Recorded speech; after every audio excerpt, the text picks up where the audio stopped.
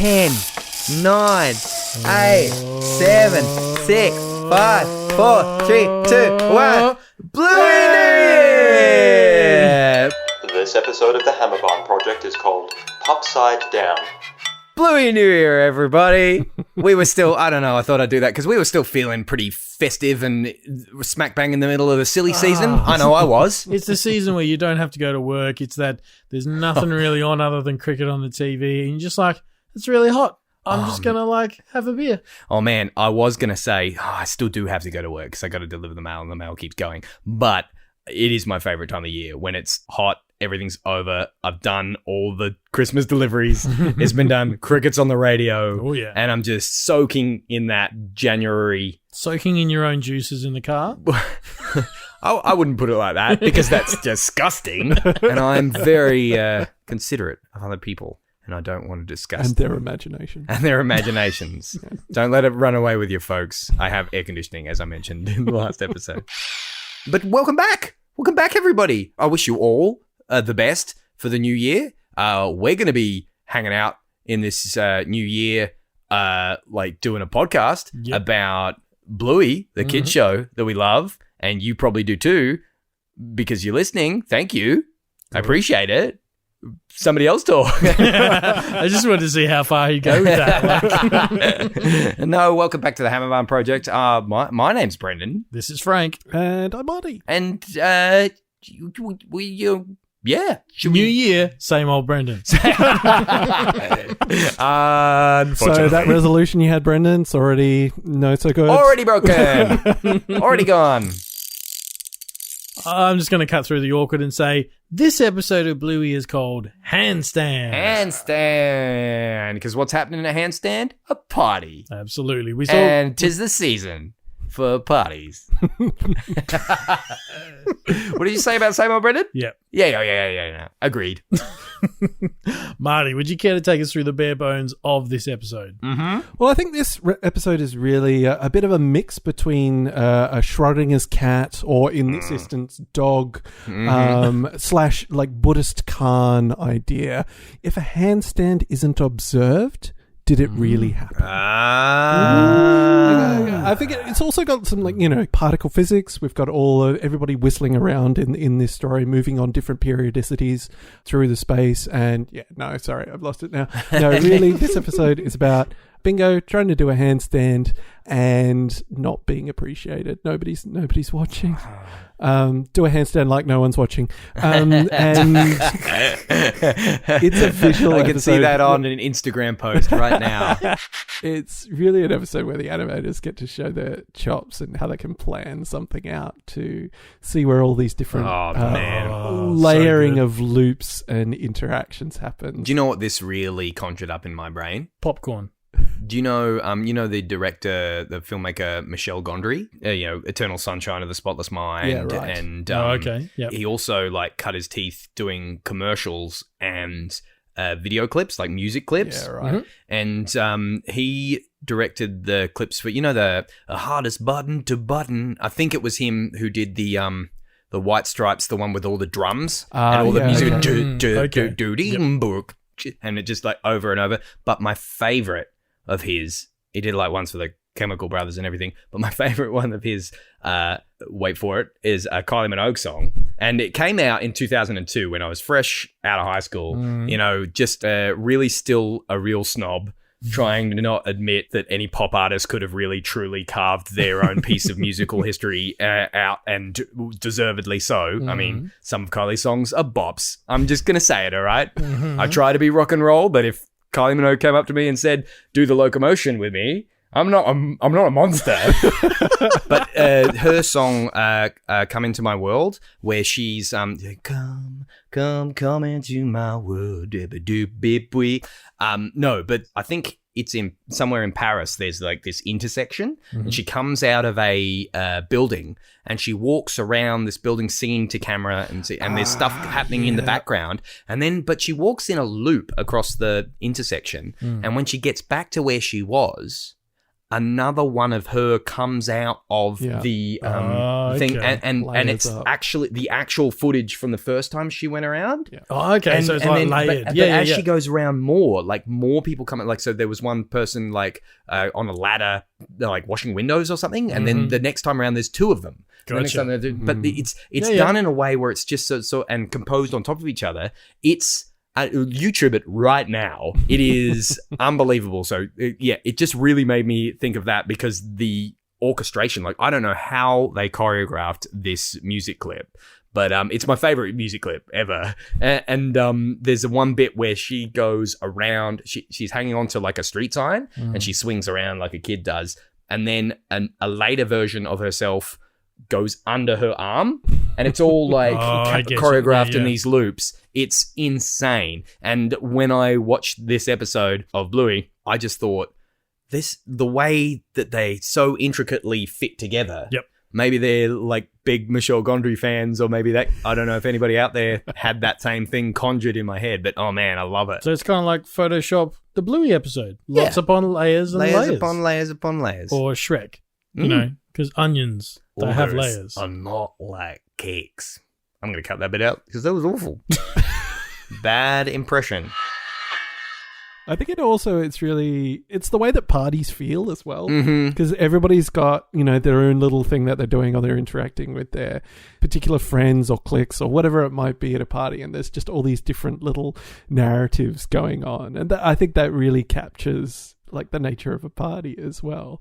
And it's also got this setup and payoff, of course, because we get to see the first half. So many questions are asked in that first half. What Bingo's doing is she tries to get the attention of people in the kitchen, and then we get to see Nanna on the other side, and we get to see like why this thing keeps on flying through the window. And where is, I think it's Buddy going with his handful of I think it's got to be yogurt or cream that icing, he dips. What's he actually doing with that? He's just going outside and licking it off his paw. And what's happening with why they keep on coming in to fill up the water balloons and the super soaker. Poor Bingo. Because it is Bingo's party, isn't it? Correct. It's off the back of the duck cake episode, which we have spoken about. So easy. Put the newspaper down. But poor Bingo, everyone else is having a great time, which I'm sure Bingo's happy about. But Bingo just wants to do a handstand, and Bingo's rocking those handstands, by the way. She's doing really well, far better than I could. No. Whenever this episode comes up, my wife is always like, "This is really sad," and she goes, how can, this is Bingo's birthday. She's meant to be the center of attention, and it's not literally till they're looking for someone to sing happy birthday to. Does anybody realize where is she? Like, where's the birthday girl type thing? Yeah. And I get that. The thing you mentioned, Marty, many times about the couplets is you got the Bingo half, and then you've got the Nanna half. And in these sort of scenarios, Nannas sometimes tend to get overlooked and sort of, just stay out of the way, Nan. Just sit down and relax. You're fine. And she calls it out. She goes, I don't think Nannas are very good at relaxing. Like, she's 100% right. Such a beautiful well line. Delivered. And she's the one who sees Bingo. She goes, I'll watch your Bingo, and just keeps, doesn't break eyes with her as, some other people attempt to watch but get distracted by whatever they're doing. Pulls up a chair so it's like 100% focus. It's so good. I find it really beautiful. And I get the context of it being sad in that, Bingo's forgotten about in that way. Yeah. But the payoff at the end is just beautiful. And it's easy to, because everyone's got their own agenda at the party, like they're all organised and so it's easy to forgive them for being elsewhere and their heads are elsewhere, and the kids are just kids, they're having fun. And the whole time I'm like, oh, Bingo, somebody's going to watch you do your handstand. And then, of course, you get to see the reverse angle of everything going on. And poor Nanna here, I think you sympathise for Bingo because she's a kid, and it's that universal thing of, the poor kid. But I don't know if anyone else is like me. I really sympathize for Nanna Healer because she just reminds me so much of my mum, the sweetest woman in the world. Fight me. But she's just trying to help. Oh, no, you sit down. And everyone's telling her to sit down. But that whole time I was watching, just going, go inside. It's just like Bingo's trying to there. someone, Bingo, I know something something you could do, Nanna. I know something you can do. And it's that beautiful moment where, Bingo's just tried to show Chloe one more attempt at trying to show somebody the handstand. And I love that she doesn't go up and then ask Nanna, who came in. Nanna had already seen it. Yeah. She was there. I She saw was you, watching. Bingo. And just that beautiful transition from the terrible hangdog years on Bingo to this absolute excitement. And can you watch me again? Oh, yeah, of course.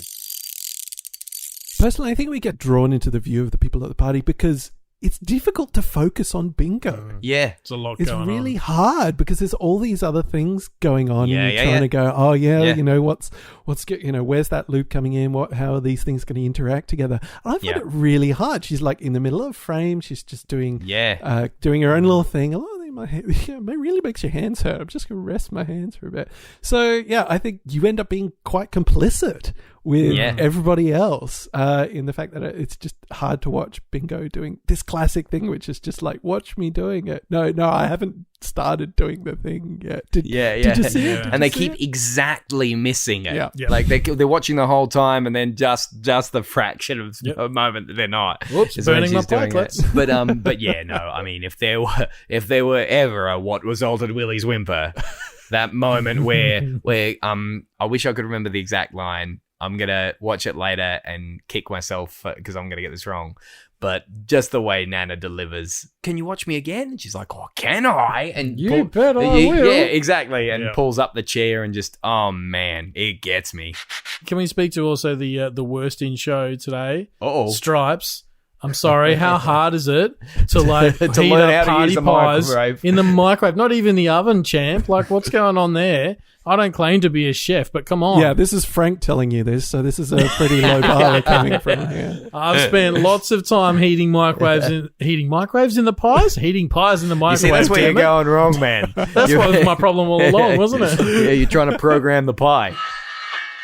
Actually, coming back to the idea of nobody's paying attention to Bingo, or Nanna is not the center of things happening.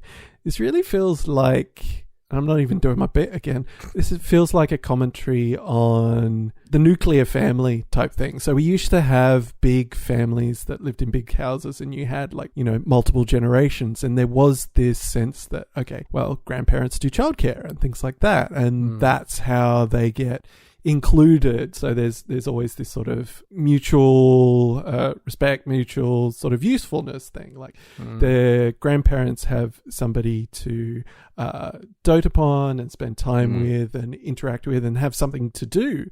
And the kids have the childcare and they get to learn and have this sort of stuff. So, and that's kind of something we've lost since like the shift to a more nuclear parents and kids sort of focus, because now kids sort of get lost at the bottom and grandparents don't have that focus point at the top a lot of the time. So I think it feels to me like an interesting sort of comment on that.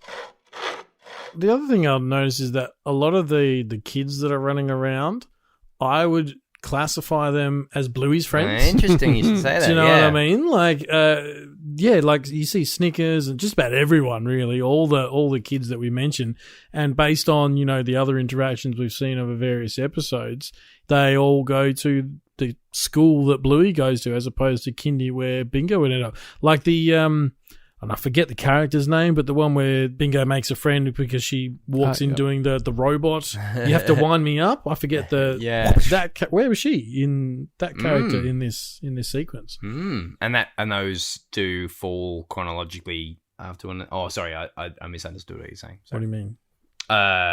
Unimportant. I think I thought you were saying like, where's that kid? And that's what I was saying. Oh, you were saying where's the person that she met with the wind-up game? Yeah. Oh, I just thought, does this one come chronologically in the series after? Ooh, good question. Yeah, that's what I was thinking. I did not check that. Bluey facts. And she's good at these handstands. Like, I don't know. Some stuff I'm kind of projecting my own complete lack of physical ability when I was a kid on these characters that I see. But if I didn't have so many nieces and nephews, I would have thought it unrealistic, some of the stuff that Bluey and Bingo can do gymnastically, age, but no, it's legit. Like, like some of my nieces can do flips and climbs and the cartwheels these kids can do. I've never done a cartwheel in my life, and they look like they just robots that were made to do perfect cartwheels.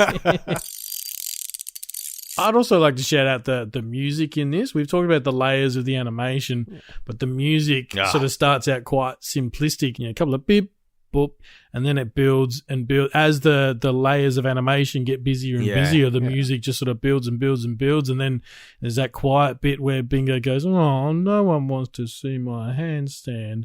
And then, you know, it comes back. There's the lovely montage music, which has got that sort of real clapping sort of beat to it. I just don't know. I love it. I think the music kind of makes me think of, like, you know, that one of the early scenes in Pinocchio with all the clocks and all the clockworks and all Geppetto's really intricate clocks, and that music kind of like, it's almost like a music box kind of steady, like building, kind of jolted, like, and it really fits well with that kind of really orchestrated movement of the people around. It's like a really intricate Swiss-made perfectly mechanical system. Yeah. One of the things that drew to my mind, so very much like your Kylie Minogue, but nerdy in a different way, let's say. Right. I remember somebody showing me, a friend a while back, somebody had made animations of like this mechanical music room that would play itself, but basically you would put in a MIDI file, so the sound file, and then it would create the animation, like it would reverse engineer it, so you just have these magical music rooms. Yeah, that was that. This music. Did you ever see that? What was it called? It was Animusic? Normally it's Marty who does this and says something amazing and is amazed that none of us have actually seen it. Yeah, no, it was like these early sort of like computer generated videos. I think it's the same. I think we're talking about and I think Animusic, and they had like, what was the best one? The best one was this machine with marbles that flew around and hit things, and I didn't realize you could reverse engineer it with MIDI. Pipe Dream. By Animusic. Yes. Good. Oh, YouTube that, guys. That's crazy. That is the thing I was describing. So, and very much like rebuilding this episode backwards for the music. Yeah. One of the things, I have to say that one of the things I started watching and I'm like, oh, did they do it? The fan rotating on the ceiling. I thought, is that rotating to the beat? Oh, it's not. Oh, no. The ceiling fan. I just thought, like, is it tapping off at the different moments as soon as one of the rotors goes around? It's not, which is sad. But missed opportunity. That's all right. That's probably a reason for that. Now I'm just trying to construct in my mind a reason so I can defend the animators. I feel like the animators had a lot on their plate with this episode. The fan was the least of their worries. Okay, here we go. Question for you guys. How many different loops, how many different like individual story components are there? I didn't count. If I'd known, I'd done my homework. A few episodes back, you asked a how many question, and I guessed 9, and it was correct. So I'm going with 9 again. Well, not quite right. Damn it. Frank, what are you going to go? Higher or lower? Hey, you don't get extra information. That makes it easier for you than it was for me. I'm going to go with 12. Hey, Frank's right. What? Yeah, boy. I guess it probably does depend on how you count them. There's probably a little bit of space in there for everything depends on how you count it. If you count it correctly, it's one thing. If you count it incorrectly, it's another. All right. Okay. Well, for those playing at home, this is what I've got. We can, drop around to different stories if we need to. So there's the ball missile thing that comes in and hits the fridge. So that's Rusty and Lucky. I'm counting them in the way that has them add up to 9, by the way. Okay. Huh? You said depends on how you count it. I'm going to count it in the way that makes me right. Okay, good. Cool. That's how I live my life. That's how I'm playing this game. Bluey and Mackenzie, running race. Bandits cooking the pikelets. Chili's putting out the pikelets.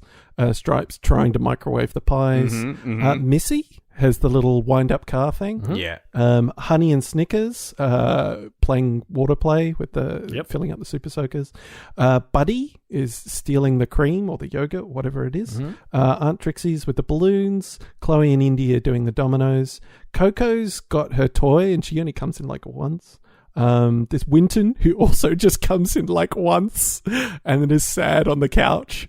That's the time I counted. What about Winton, where he tries to climb up the little staircase and then Chili keeps moving it out the way? And then he gets upset and goes and sits outside where Nanna is. I didn't think it was because of that. I thought it was because he tries to build the tower with the blocks and it gets knocked down by the little and it gets car. knocked over, yeah. Ooh. Yeah, but then that does come back around when Nanna's there. Oh, you all right, little fella? Anything I can do? No. Look, new year, new Bluey and new Hammer Barn. The other thing I'd like to introduce at this point is another little game which, I don't know, have you guys heard of the long dog that appears in the Bluey episodes? No. Supposedly, and this is something that's sort of I've been seeing on the dark corners of the internet when it comes to Bluey. In every single episode, and I believe even in the books that you get about Bluey that actually tell a story, not like your colouring books or whatever. Maybe the colouring books too. There is a long dog. Think of it like Where's Wally, but for Bluey. There's this elongated, almost like a sausage dog, right? That has its eyes closed and sort of a half smile on its face. Okay. And it appears, even in some cases very briefly, it appears in every single episode of the show. Oh, man. Now, in some cases, it's very hard to spot. I've heard, the example would be the Moonlight Unicorn episode where Muffin gets attacked by the Velociraptor or whatever. Right, Hidden in amongst all those toys in the gift shop. Now, in the case of this one, it actually appears... This one's relatively easy because that opening shot, the half of the episode, is a static shot of the kitchen with everything going on. Yeah, right. You have a look on the bottom sort of third of the fridge, you'll find a blue long dog that acts as one of the magnets on the fridge. I see. That's your reference point. Now, every single episode supposedly has one of these. There's a guy on Instagram, I think, who literally... is started cataloging. Here's the time code. Here's the shot of what it looks like. Oh, that's right. It was Twitter, not Instagram. Long dog spotting, I think, on Twitter is the one you want to go to. Man. So just when you thought the animators couldn't have any more work to do or do any finer work, they're playing a game of the longest game of Where's Wally ever. They're playing the long con with the long dog. The long dog. Rapscallion. Because, certainly when the most recent Father's Day episode come out, he was, fresh content. Boom, here it is. Here's the time code. Here's where to find it. Man. We've got more work ahead of us, boys, because we need to find all these long dogs. Well, at least the work that we've got ahead of us involves watching the show that I watch anyway. Do you actually have to watch the show, though, Brendan? Yeah, I do. I have to watch the right episode and not just recreationally watch it and then get here. What episode are we talking about? Oh, I haven't seen that one for a while. We were talking about the animators and all the effort they put in. There's some great party motif here with the triple layered cake dealie. The fact that it's like the Frankfurt sausages and pikelets and party pies, all that stuff is, we're talking about all the Christmas fixings. Like, this is a classic kids party sort of setup. The green cordial thing on the table, all this stuff is classic. So it's just the entire layout of this episode is just perfect and captures that idea of the craziness kids party. Of a party. Kids party goals.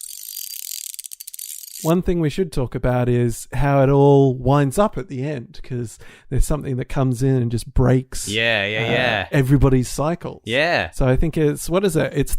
I think it's even the duck cake that causes the flow to be broken. The first one that jumps out to me is the missile thing that Rusty and that are doing, and it goes into the fridge because Bandits opened it rather than hit the... It's and Chili. Rusty jumps Chili through, opens it to get the cake out. Yes, that's right. And then Rusty comes through the window and goes... slowly, and then it goes look in the around. fridge, Where did it go? It's so cool because by that time, all the little stories and subplots and little sub-loops are closing, and you've got to know them quite well. Yeah. And so you're confused as well, and watching them end, It's like a Christopher Nolan movie. Winton gets to build his tower, and everyone is sort of organically gathered to see it. And he goes, "Thanks, guys. It took a really long time." Yeah, he gets his moment as well. And Willie whimpers all over it. Speaking of things that have taken a really long time, I feel like this episode has sort of taken us a really long time. It feels like it's taken us a long time to get to the new year as well. Like, you know, when we started this, we were just like, oh, let's just see how this goes. And we've done, you know, quite a... Yeah. How many episodes now? Like in the 20s? I didn't look. I didn't do my homework. Do we have to phone another one of your family? How many episodes have we got? How many episodes have we done? Hey, let's do it. I'll quickly ring my youngest nibbling. Quickly ring Nora. She's been counting a fair bit lately. Okay, so she'll be able to tell me what the number is. Hello, it's Nora. Hey, Nora. Hello, Uncle Benny. How you doing? I'm very well, thank you.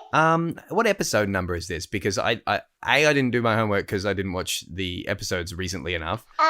B, I didn't look at the schedule. I see. Because I'm hopeless. Tell me more.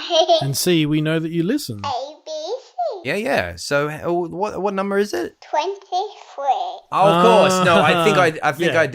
I did know that. We'll take it. We'll claim it. Thank you. Thanks, Nora. You're welcome, gentlemen. Bye. See you next time. She is a sweetheart. Ah, love it. Again with the knowledgeable They family. never cease to amaze. Speaking of never ceasing to amaze, have you seen Bluey? Oh, it's amazing. The show? It just won't cease to do so. I hope not. Well, I tell you what, do you guys want to see me try and do a handstand? Not in the toy room, I don't know, mate. No, you shouldn't do handstands in the toy room because that would end in disaster. But you know where else you shouldn't do it? I said but also the other place you shouldn't do it is in my favorite hardware store because the staff might get angry at you and you need their help because they're professionals and I want to stay in their good books so that when I'm doing a DIY project, they can help me out, you know? 100%. And also, how would you find anything without their help? You can't. Because that place is do massive. It. That place is massive. It's got hundreds of aisles. And you should not do handstands down aisle 300. Left of the fake grass. And if you fall into a flamingo, you'll be asked not to come back. Happy Blue Year. Bluey, blue.